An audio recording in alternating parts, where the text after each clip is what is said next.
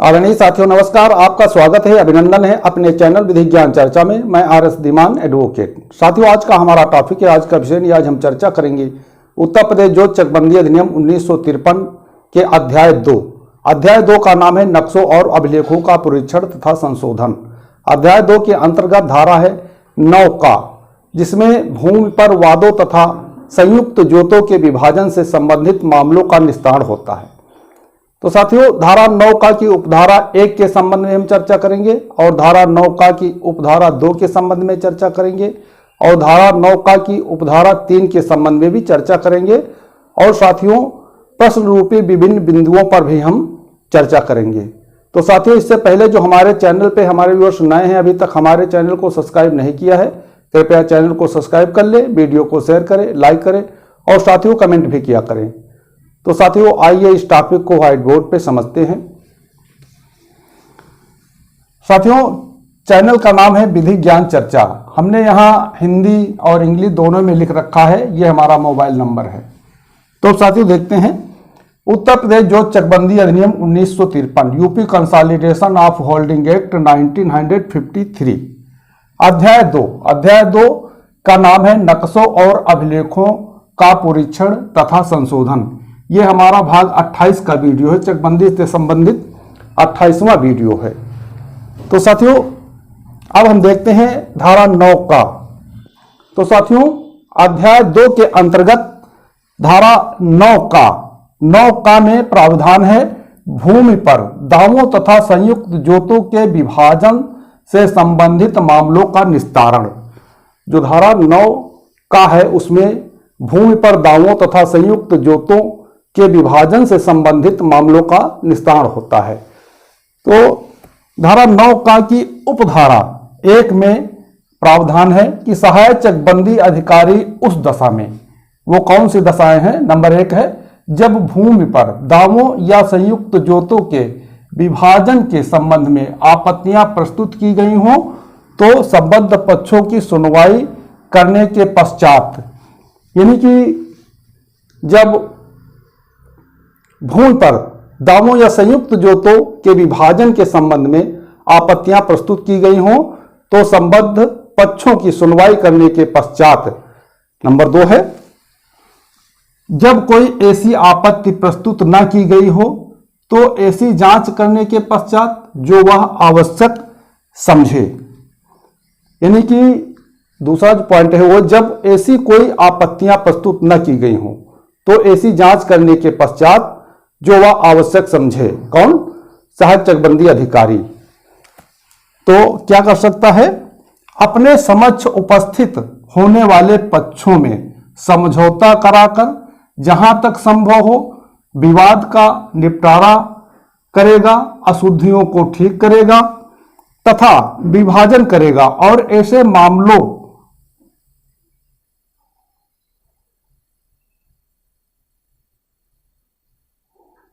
और ऐसे समझौतों के आधार पर आज्ञाएं पारित करेगा। किंतु प्रतिबंध यह है कि सहायक चकबंदी अधिकारी ऐसी जांच करने के पश्चात जैसा वह आवश्यक समझे यह समाधान हो जाए कि उत्तराधिकार का मामला निर्विवाद है, वहां वह मामले का निस्तारण ऐसी जांच के आधार पर करेगा। तो साथियों अपने समक्ष उपस्थित होने वाले पक्षों में समझौता कराकर जहां तक संभव हो विवाद का निपटारा करेगा, अशुद्धियों को ठीक करेगा तथा विभाजन करेगा और ऐसे समझौते के आधार पर आज्ञाएं पारित करेगा। किंतु प्रतिबंध यह है कि जहां सहायक चकबंदी अधिकारी का ऐसी जांच करने के पश्चात जैसी वह आवश्यक समझे यह समाधान हो जाए कि उत्तराधिकार का मामला निर्विवाद है, वहां वह मामले का निस्तारण ऐसी जांच के आधार पर करेगा। उसके बाद साथियों देखते हैं धारा 9 का की उपधारा 2। धारा 9 का की उपधारा 2 में प्रावधान है वे सभी मामले जो उपधारा 1 के अधीन सहायक चकबंदी अधिकारी द्वारा निस्तारित न की गए हों, गाटों के मूल्यांकन से संबद्ध सभी मामलों और वे सभी मामले जिनका संबद्ध पेड़ों, कुओं तथा अन्य समुन्नतियों का प्रतिकर आंकलित करने के लिए तथा यदि एक से अधिक स्वामी हों तो उनको सह स्वामियों में अविभाजित करने से हो सहायक चकबंदी अधिकारी द्वारा चकबंदी अधिकारी को भेजे जाएंगे जो उनका निस्तारण नियत रीति से कर सकेगा। यानी कि जो धारा 9 का की उपधारा 2 वे सभी मामले जो धारा 1 के अधीन सहायक चकबंदी अधिकारी द्वारा निस्तारित न की गए हों, घाटों को मूल्यांकन से संबंध सभी मामले और वे सभी मामले जिनका संबंध पेड़ों कुओं तथा अन्य समुन्नतियों का प्रतिकर आंकलित करने के लिए तथा यदि एक से अधिक स्वामी हो तो उसको सह स्वामियों में विभाजित करने से हो सहायक चकबंदी अधिकारी द्वारा चकबंदी अधिकारी को भेजे जाएंगे जो उनका निस्तारण नियत रीति से कर सकेगा। उसके बाद साथियों देखते हैं धारा 9 का की उपधारा 3। 9 का की उपधारा 3 में यह प्रावधान है कि उपधारा 1 के अधीन कार्य करता हुआ सहायक चकबंदी अधिकारी और उपधारा 2 के अधीन कार्य करता हुआ चकबंदी अधिकारी तत्समय प्रचलित किसी अन्य विधि में किसी विपरीत बात के होते हुए भी सक्षम न्यायालय माना जाएगा। धारा 9 का की उपधारा 3 में प्रावधान है कि उपधारा 1 के अधीन कार्य करता हुआ सहायक चकबंदी अधिकारी और उपधारा 2 के अधीन कार्य करता हुआ चकबंदी अधिकारी तत्समय प्रचलित किसी अन्य विधि में किसी विपरीत बात के होते हुए भी सक्षम न्यायालय माना जाएगा। उसके बाद साथियों धारा 9 का को समझने के लिए प्रश्न रूपी निम्न बिंदुओं पर हम चर्चा करेंगे। यानी कि कुछ ऐसे प्रश्न रूपी बिंदु हैं जिन पर चर्चा करने से हमारी धारा 9 का और स्पष्ट हो जाएगी। तो साथियों नंबर 1 है धारा 9 का के अधीन आपत्ति किसके समक्ष प्रस्तुत की जाएगी। तो नंबर 1 है धारा 9 का के अधीन आपत्ति किसके समक्ष प्रस्तुत की जाएगी। कोई व्यक्ति जिसे धारा 9 का की उपधारा 1 के अधीन नोटिस भेजा गया हो या स्वत्व रखने वाला कोई अन्य व्यक्ति सहायक चकबंदी अधिकारी के समक्ष आपत्तियां प्रस्तुत कर सकता है। ऐसा व्यक्ति उक्त के संबंध में अपनी आपत्ति चकबंदी अधिकारी के समक्ष नहीं प्रस्तुत कर सकता है। तो अब साथियों देखते हैं नंबर 2 जो दूसरा पॉइंट है, दूसरा प्रश्न बनता है वो है क्या अतिचारी का वर्ग 9 में इंद्राज कायम रखा जा सकता है। जो दूसरा पॉइंट है, दूसरा प्रश्न है वो है क्या अतिचारी का वर्ग 9 में इंद्राज कायम रखा जा सकता है। जब कोई अतिचारी प्रतिकूल कब्जा के आधार पर अपने स्वत्व को साबित नहीं कर देता है तो श्रेणी 9 में उसके इंद्राज को कायम रखने का आदेश चकबंदी प्राधिकारी नहीं दे सकते हैं। उसके बाद देखते हैं साथियों नंबर 3 है जो तीसरा पॉइंट है वो है भूमि स्वत्व तथा अवैध कब्जा के क्या परिणाम होंगे।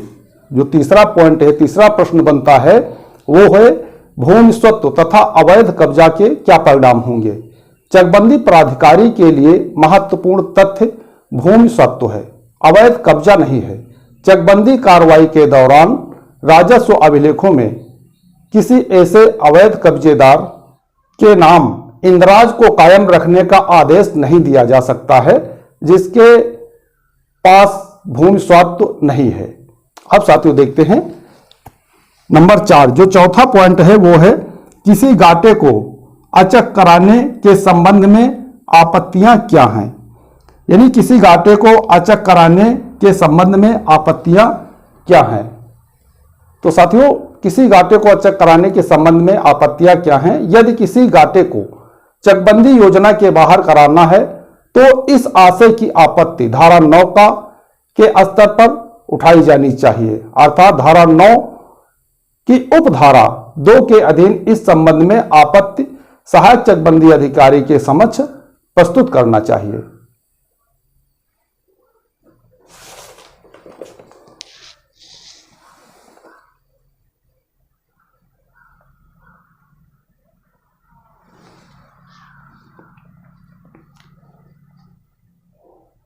तो अब साथियों देखते हैं पांचवा पॉइंट, जो पांचवा पॉइंट है, पांचवा प्रश्न बनता है वो है किसी घाटे को चक बाहर कब किया जा सकता है।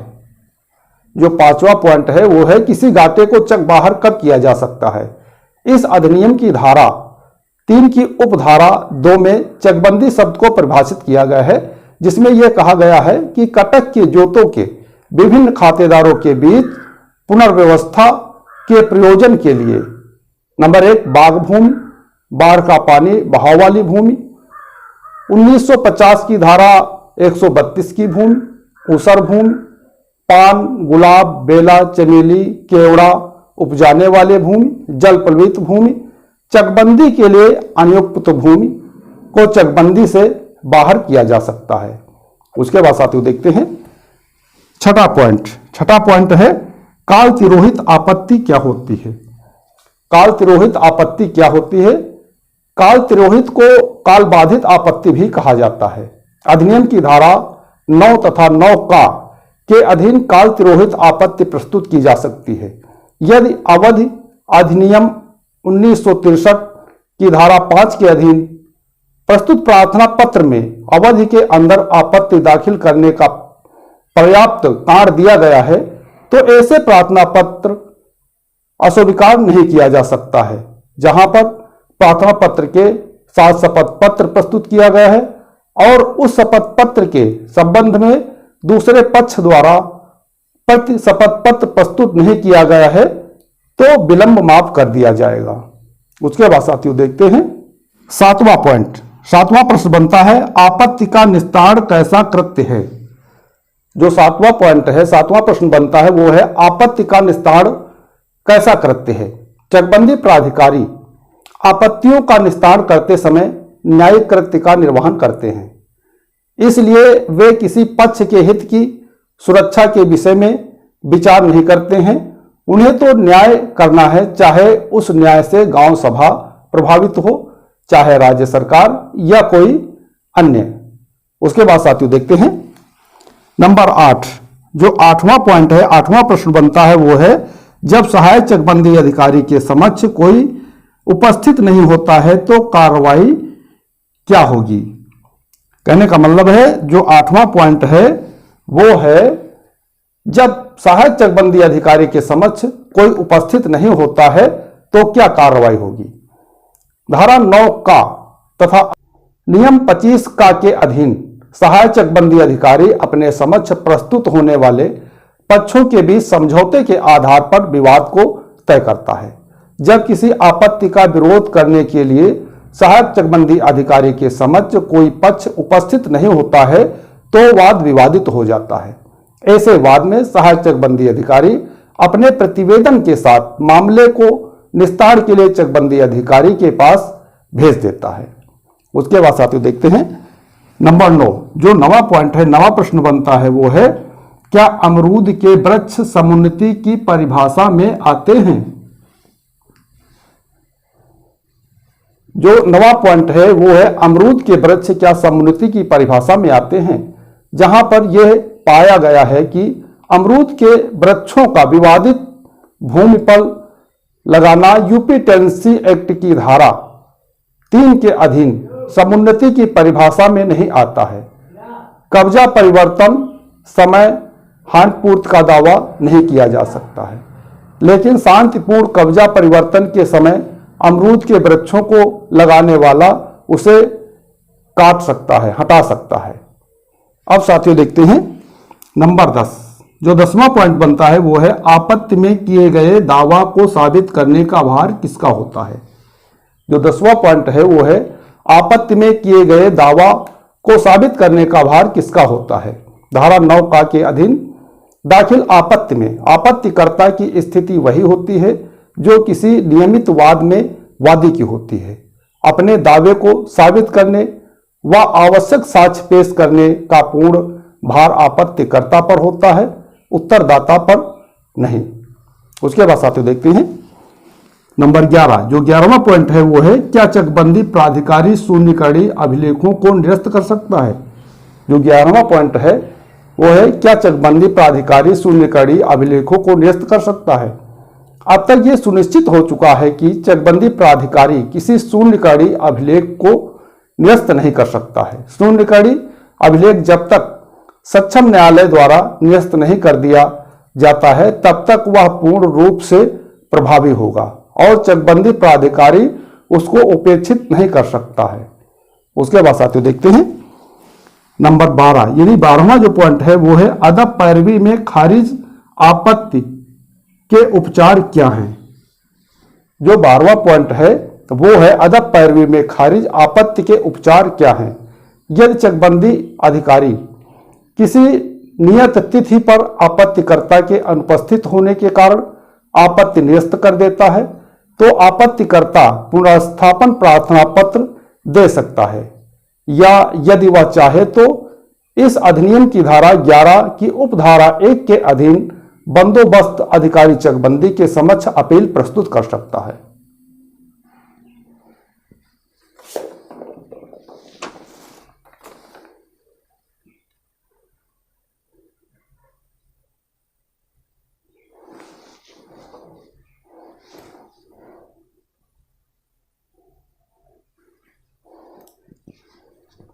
आप साथियों देखते हैं नंबर 13वां पॉइंट है आपत्ति में गलत खाते का उल्लेख हो गया है तो क्या होगा।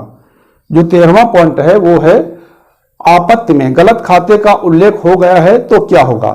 जब कोई खातेदार या हितबद्ध व्यक्ति उत्तर प्रदेश जो चकबंदी अधिनियम 1953 की धारा 9 के अधीन आपत्ति प्रस्तुत करता है तो सामान्यतः वह विवादित भूमि से संबंधित खाते का उल्लेख करता है। भूल एक मानव गुण है। ऐसा हो सकता है कि भूलवश आपत्ति में आपत्तिकर्ता द्वारा गलत खाते का उल्लेख कर दिया गया है तो प्रार्थना पत्र प्रस्तुत करने पर उसे दुरुस्त कर देने की अनुमति प्रदान कर देना चाहिए। उसके बाद साथियों देखते हैं नंबर 14, जो 14वां पॉइंट है वो है सुनवाई की पुकार होने पर आपत्तिकर्ता की अनुपस्थिति के क्या परिणाम होंगे। जो 14वां पॉइंट है वो है सुनवाई की पुकार होने पर आपत्तिकर्ता की अनुपस्थिति के क्या परिणाम होंगे। जब सम्मन या नोटिस में निश्चित या अदालत द्वारा निश्चित किसी अन्य तिथि पर सुनवाई की पुकार होने पर आपत्तिकर्ता उपस्थित नहीं होता है तो अदालत आपत्ति खारिज कर सकती है। तो साथियों आज हमने इस वीडियो के माध्यम से समझा उत्तर प्रदेश जो चकबंदी अधिनियम 1953 की धारा 9 का के संबंध में। तो साथियों हमें पूरा विश्वास है कि आप इस टॉपिक को पूर्णतः समझ गए होंगे। यदि कहीं पे कोई बात समझ में ना आई हो तो आप व्हाट्सएप के द्वारा, कमेंट के द्वारा, फोन के द्वारा जानकारी प्राप्त कर सकते हैं। साथियों धारा 9 के संबंध में चैनल पे हमारा वीडियो उपलब्ध है जिसमें धारा 9 में अभिलेखों तथा विवरणों के उद्धरण जारी करना और धारा 8 तथा 8 का में उल्लिखित अभिलेखों को प्रकाशित करना और आपत्तियां आमंत्रित करने के लिए नोटिस जारी करना के संबंध में है, आप देख सकते हैं। तो साथियों इससे पहले जो हमारे चैनल पे हमारे व्यूअर्स नए हैं, अभी तक हमारे चैनल को सब्सक्राइब नहीं किया है, कृपया चैनल को सब्सक्राइब कर ले, वीडियो को शेयर करें, लाइक करें और साथियों कमेंट भी किया करें।